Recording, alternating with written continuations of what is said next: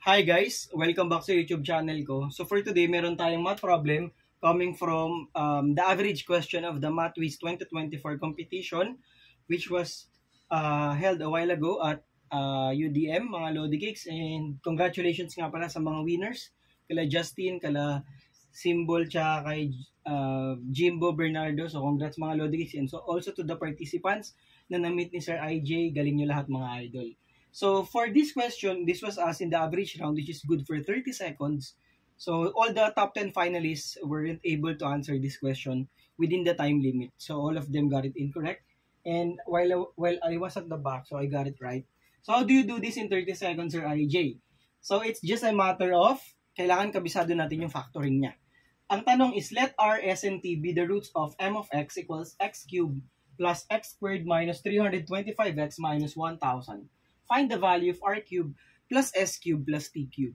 So let's say meron tayong isang cubic equation given by ax cubed plus bx squared plus cx plus d equals 0.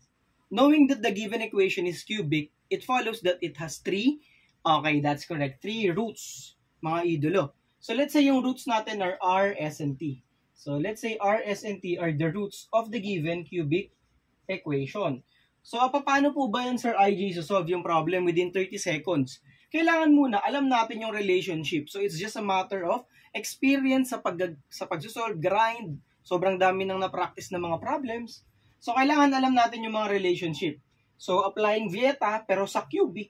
So, this is r plus s plus t. Yung sum ng roots, hindi siya nagbabago. That is negative b over a. Kasi di ba kapag sa quadratic, negative b over a pa rin. Pero, meron tayo ditong special, which is yung sum of the pairwise products of the roots. That is rs plus rt plus st, which is equivalent to c over a. And yung product natin, that is rst, since cubic yan, maglalagay ka ng negative, mga idolo. So that is negative d over a. Kapag even kasi yung exponent natin, it will just be the constant over the leading coefficient. As is na siya. Kapag add yung exponent natin or the degree of the equation, it follows na maglalagay tayo ng negative dito. Okay? So, anong gagawin natin dyan, mga idolo? So, what happens there is that, alam natin yung sum ng pairwise products and the product of the roots.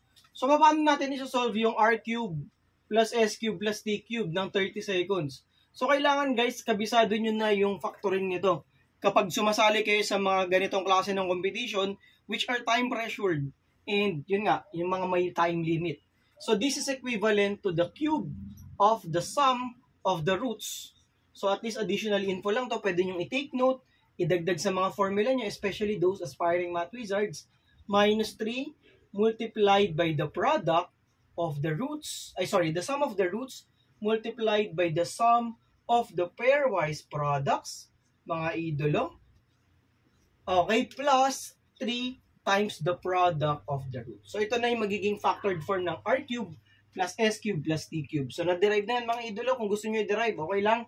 Pero ito na yung gagawin yung formula. So, paano natin kukunin yung sum ng root, Sir IJ? Negative b over a. So, negative 1 over 1. So, that is negative 1 over 1, negative 1. So, yung sum of the pairwise products. So, we have negative, so c over a. Ang c natin ay negative 325. So, all over 1. So, that is negative 325. And then, negative d over a, that's negative of negative 1,000, mga idolo, over 1, which is positive 1,000. So, what do we do here now, Sir IJ? Just substitute everything. So, r plus s plus t is negative 1, quantity cube, minus 3 times negative 1, multiplied by negative 325 plus 3 multiplied by 1,000. So this is negative 1, negative, negative, negative. So that will be negative, Sir IJ. 3 times 325. That is 975 plus 3,000. Rearranging this gives us 3,000 minus 976, in which the final answer is 2,024. So kung wala kayong idea sa question, hindi nyo rin mapalabas, isipin nyo na lang anong year ba yung tinatanong ngayon. 2024, kaya yun yung tamang sagot. Kidding aside, ito yung pinaka-ginagamit sa kanyang mga idolo. Sana may natutunan or na-refresh kayo sa formula ng sum of cubes of the roots of a given cubic equation. Maraming salamat ulit sa mga Lodi Cakes na patuloy na sumusuporta sa channel natin. And pagpalain kayo palagi ni Lord, kita-kits sa mga future math competition, sa mga live natin, sa mga tutorials, and I hope you all the best. Bye-bye and God bless.